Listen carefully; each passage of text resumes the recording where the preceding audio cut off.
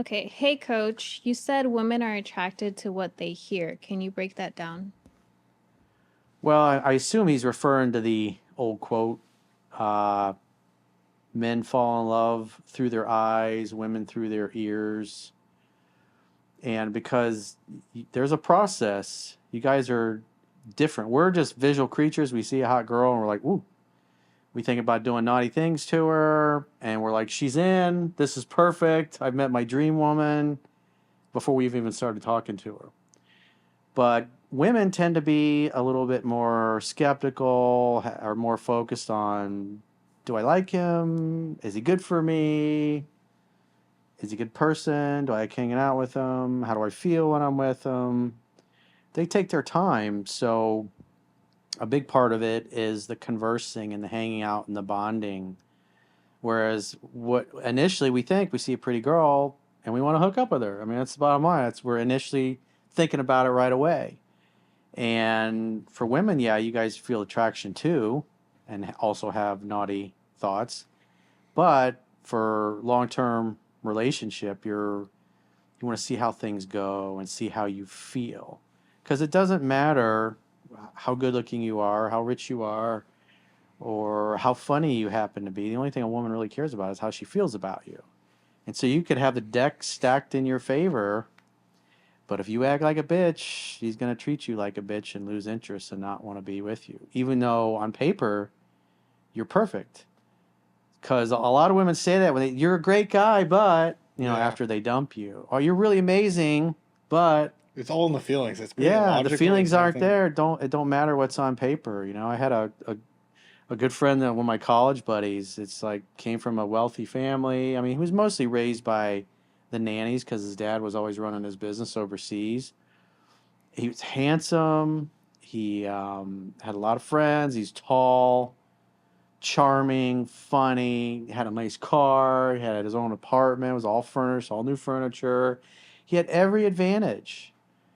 And yet, every time he started dating a girl he really liked, within a matter of weeks, he would become totally pussy whipped and be completely wrapped around her finger. Like how's And becomes like Play-Doh. yeah, well, I mean, in high school, his girlfriend, when they were, I don't know, 16, 17 years old, started sleeping with his best friend and cheating on him.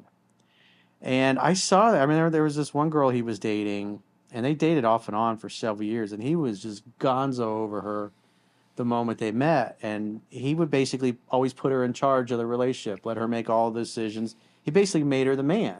And it's because his mother and the nannies were the ones that raised him. The father wasn't really around to raise him, even though he was born with a silver spoon in his Yeah. mouth. And so he was just soft, and he was a doormat, and the girls treated him like shit. And that particular girl started cheating on him, and then they broke up, and then they got back together, and then they broke up, and she cheated on him multiple times. And eventually, after several years of that, they split up, but she just had zero respect for him because he was such a bitch. He was a pussy, he was a pushover.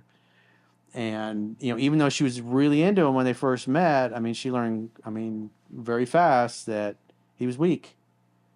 She was more masculine than he was. And if you act that way, it doesn't matter what advantages you may have on paper in the looks department or in your bank account or the nice car, the nice house you live in. It's like she's gonna dip. Yeah. But that's also good news too, because you don't need all those things to get the woman of your dreams. You Yeah, just gotta act like a man. yeah. I mean, look, Caroline had a boyfriend years ago that was living with his mom, playing video games all the time. Didn't work. She gave money. Caroline had a job, and she didn't care. She loved the guy. She gave him every benefit of the doubt, and eventually she got sick of the fact that she was more masculine than he was, basically, and she moved on. Yeah.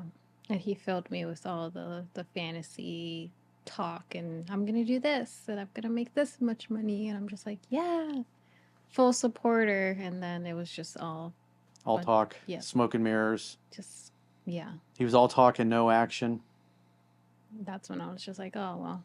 For a short amount of time, girls like to hear a lot of things and they'll go goo goo gaga for it. But then at one point, it's just like, okay, if you're not really doing anything or changing anything, we're done. It's not as entertaining anymore.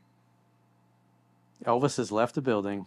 So that's basically what that means. It's you gotta take him through the process. That's in 3% Man. You gotta treat him the way the book teaches. You gotta be in your masculine. You gotta be more masculine than they are, because they want to be dominated. The really feminine ones want to be dominated by a man that knows what he's doing. And if you act like a little boy, or you're drooling all over her, or kissing her ass, or you let her walk all over you like my college buddy did, it's, you're gonna get dicked over hard. And he had a bunch of girlfriends that cheated on him, and it's like it was the same pattern over and over and over and over again.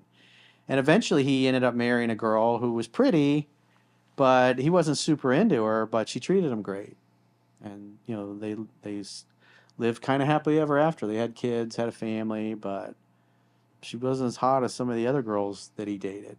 And you can tell too when the woman really steps into masculine, she'll like cuddle her hair off.